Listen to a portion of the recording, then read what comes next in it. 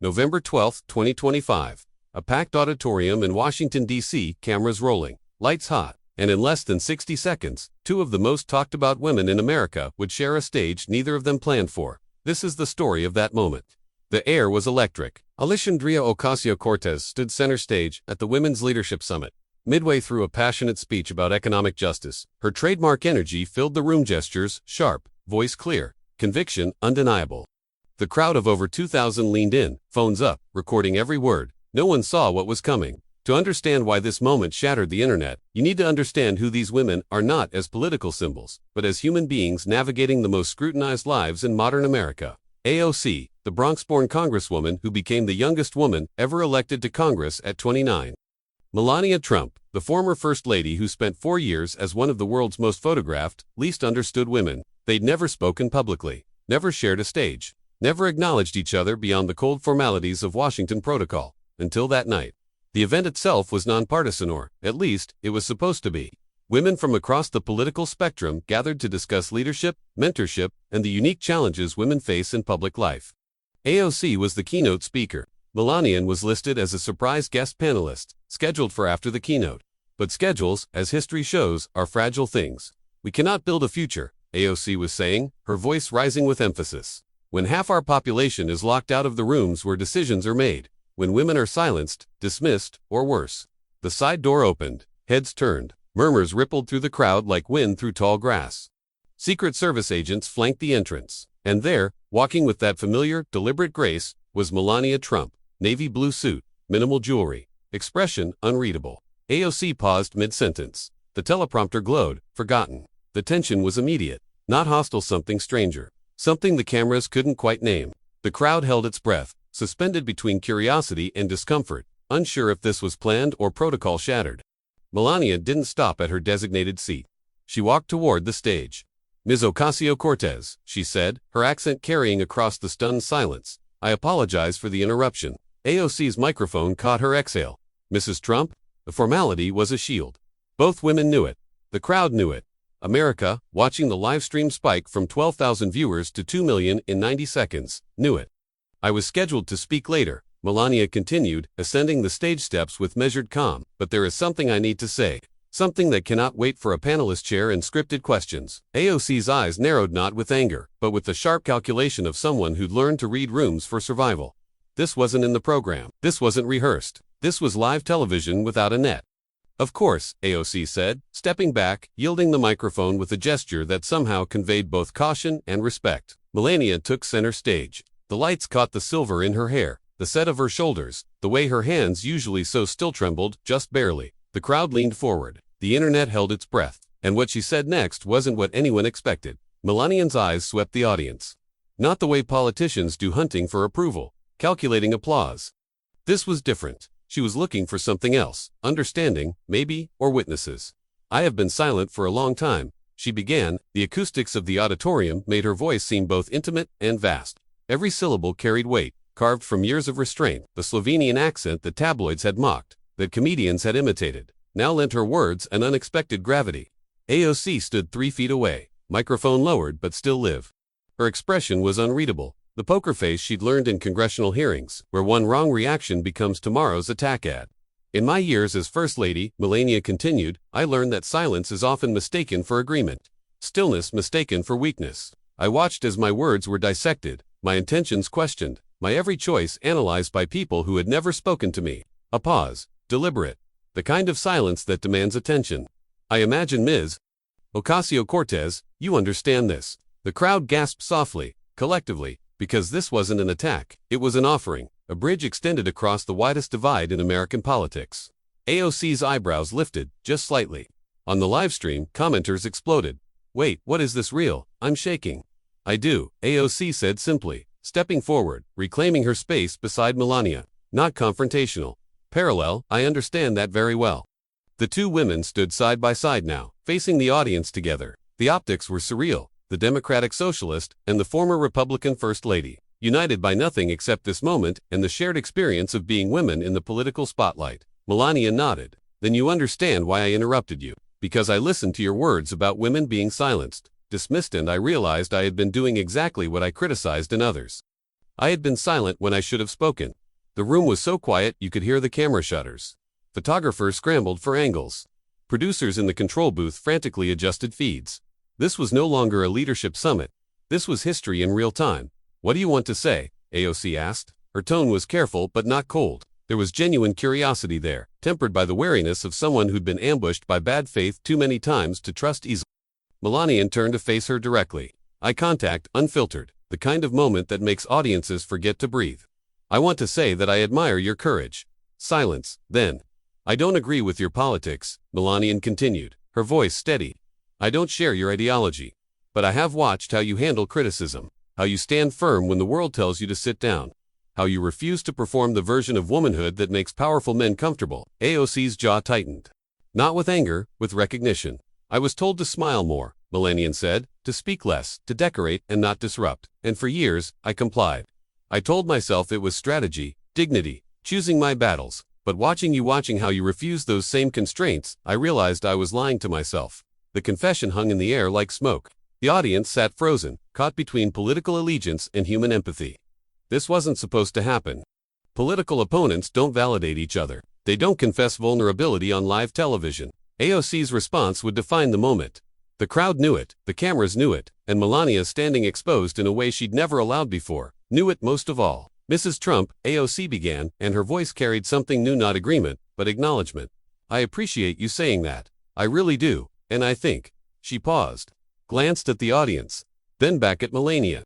I think we've both paid prices for being ourselves in spaces that weren't designed for us. Melania's composure cracked just barely, a flicker around her eyes, the faintest tremor in her breath. And then she spoke 4 words that detonated across social media, that would be clipped and shared and analyzed for weeks. We are not enemies. The crowd erupted. Not in applause, not yet, in shock, in disbelief, in the collective gasp of people witnessing something they'd been told was impossible. And then Melania spoke again, louder now, directed at the cameras. We are not enemies. We are women trying to survive in a system that profits from our division. AOC's eyes widened, because those words, those specific words, echoed a line from her own speech 6 months prior. Melania had been listening, paying attention all this time, but the real story wasn't happening on stage. The real story was happening in the audience. In the faces of women who'd never agreed on anything suddenly recognizing themselves in both figures on stage, in the tears streaming down cheeks belonging to Republicans and Democrats alike, in the way strangers reached for each other's hands without thinking. But let's rewind, because what Melania said next, the words that made headlines, that sparked 1,000 think pieces, that forced America to confront something it had been avoiding deserves context. When I was a young model in Europe, Melania continued, her voice finding a rhythm now, a cadence born from finally releasing something long held. I learned to make myself smaller, quieter, more palatable. I learned that beauty was power, but only if you wielded it silently. AOC listened without interrupting. Her usual energy, the hand gestures, the passionate interjections replaced by something rarer in politics, genuine attention. I came to America believing in its promise, Melania said. The promise that hard work mattered, that you could reinvent yourself, that your voice had value regardless of where you were born or how you sounded when you spoke. She paused, looked directly at AOC. You believe in that promise too. We just have different ideas about how to protect it. The nuance landed like a bomb, because American politics doesn't do nuance. It does sound bites and outrage, heroes and villains, us versus them. But here were 2 women refusing the script. AOC exhaled slowly. When she spoke, her Brooklyn accent thickened slightly the way it always did when she was being most authentic. I'm not gonna lie, Mrs. Trump. I didn't expect this. Any of this. Nervous laughter rippled through the crowd. The tension broke slightly, like ice cracking on a frozen lake. I've spent years fighting against the administration you were part of, AOC continued. Her honesty was tactical but not performative. I've opposed policies I believe harmed the people I represent, and I won't pretend otherwise to make this moment more comfortable. Melania nodded. I would not respect you if you did. The exchange was stunning in its civility. Not the performative civility of political theater, but the real thing, disagreement without dehumanization. The audience sensed it. The difference between civility as a weapon and civility as a foundation. But here's what I'm learning, AOC said, her voice gaining strength. And maybe this is what you're saying too, that the system that criticizes you for being too foreign and criticizes me for being too loud is the same system. It just wears different masks. Melania's eyes locked onto hers. Yes, exactly, yes. In the control booth, producers were losing their minds. The live stream had hit 4.7 million viewers. Twitter was melting down. Cable news networks were cutting to the feed mid-broadcast. This moment, unscripted, unpolished, utterly unprecedented, was exactly what happens when women stop performing for male approval and start speaking to each other. "I want to tell you something," Melania said, and her voice dropped to something almost confessional. "Something I have never said publicly." The audience leaned in. Every phone was recording. Every eye was locked on the stage. "There were times during my husband's presidency when I disagreed with decisions being made. Times when I wanted to speak out, to use my platform differently. But I was told by advisors, by strategists, by people who claimed to have my best interests in mind, that my job was to support, not to question." AOC's expression shifted. Recognition again. Because she'd heard similar things. "Be grateful, don't rock the boat. Let the senior members lead." "I convinced myself it was loyalty," Melania continued. "But it was fear. Fear of being called disloyal. Fear of the headlines. Fear of proving right everyone who said I didn't belong in that position." She turned back to the audience now, including them in the confession. And watching Representative Ocasio-Cortez refuse that same fear, refused to shrink, refused to be silent, I realized I had made a choice I now regret. The gasp that followed wasn't singular. It was collective, a wave of shock that rolled through the auditorium and through the millions watching online. Former First Ladies don't express regret. They write measured memoirs years later. They don't confess vulnerability on live television. But Melania wasn't finished. "I am not asking for sympathy," she said firmly. "I am asking for honesty. From myself, first, and then from all of us." She gestured between herself and AOC, then toward the crowd. "We have been taught that women with different politics cannot respect each other, that we must perform hatred to prove loyalty to our tribe, that acknowledging the humanity of someone on the other side is betrayal." Her voice rose, passionate in a way the public had never heard. "But what if that is the real betrayal? What if the real disloyalty is to ourselves, to the possibility that we could disagree on policy while still recognizing each other's fundamental dignity?" AOC stepped forward.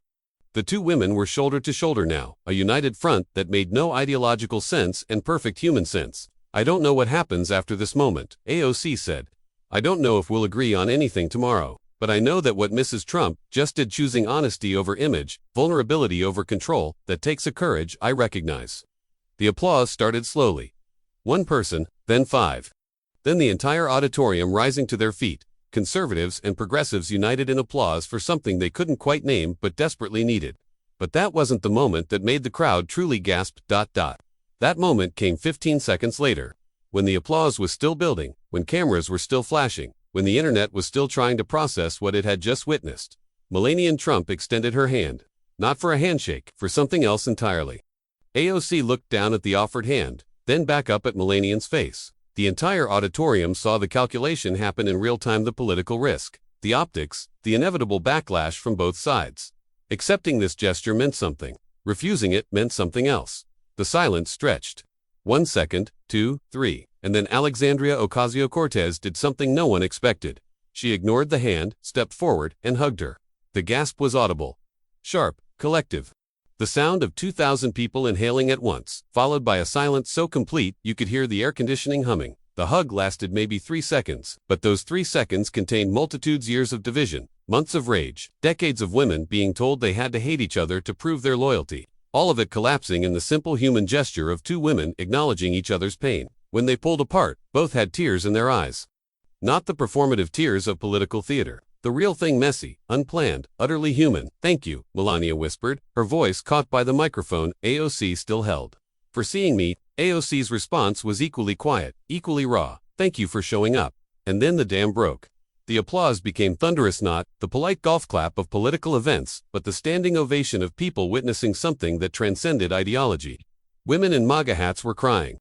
Women wearing tax the rich shirts were crying. The journalist in the third row, who'd spent 6 years writing hit pieces about both of them, was crying. Because this wasn't about politics anymore. It was about what happens when women refuse to perform the roles assigned to them, when they choose connection over tribalism, when they risk everything, their base, their brand, their carefully constructed public personas for one honest moment. The social media reaction was instantaneous and split. #MelaniaNoC trended within minutes. Conservative commentators called Melania a traitor. Progressive activists accused AOC of normalizing the Trump administration. Centrists declared it the beginning of a new era. Everyone had an opinion. But in that auditorium, something else was happening. Women were talking to each other across aisles, across ideologies, not debating, conversing. A Republican lobbyist and a Democratic organizer discovered they'd both experienced sexual harassment from the same congressman. A conservative lawyer and a progressive activist realized they agreed on childcare policy. Small cracks in the fortress walls everyone had built. The event organizers had lost control of the program. The panelists never took the stage. The scheduled discussions never happened. Instead, for 90 minutes, the auditorium became something unprecedented, a space where political opponents remembered how to be human. Melania and AOC didn't spend those 90 minutes together. After the hug, they separated, Melania to one side of the room, AOC to the other, each surrounded by their respective worlds. They didn't exchange numbers. They didn't promise friendship. They didn't pretend that one moment erased everything else. But they also didn't take it back. When Melania left, Secret Service flanking her, cameras following, she paused at the door, turned back, found AOC in the crowd, and nodded, just once, a small gesture that the cameras caught and the internet immortalized. AOC nodded back. 2 weeks later, they still hadn't spoken again. Melania gave no interviews about the moment. AOC addressed it only once, in a tweet that said simply, "Humanizing people we disagree with isn't weakness, it's the only way forward." The tweet got ratioed by both the left and the right, but it also got 14 million likes, because here's what that moment proved. That the script we've been following, the one that says women must destroy each other to prove their loyalty, that acknowledging someone's humanity means endorsing their politics, that vulnerability is weakness and division is strength, that script is bullshit. Melania and AOC didn't solve America's problems. They didn't bridge the political divide. They didn't make conservatives and progressives agree on policy. That's not what happened. What happened was smaller and somehow bigger. Two women looked at each other and chose to see a person instead of a symbol. And in doing so, they gave permission for everyone watching to do the same. The crowd gasped because the moment was unexpected. But the real shock, the one still reverberating, is that it was possible at all.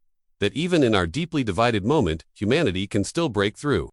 That's the story. Not of an interruption, but of an intervention. Not of politics, but of people. Not of what divides us, but of what remains when we strip away the performance.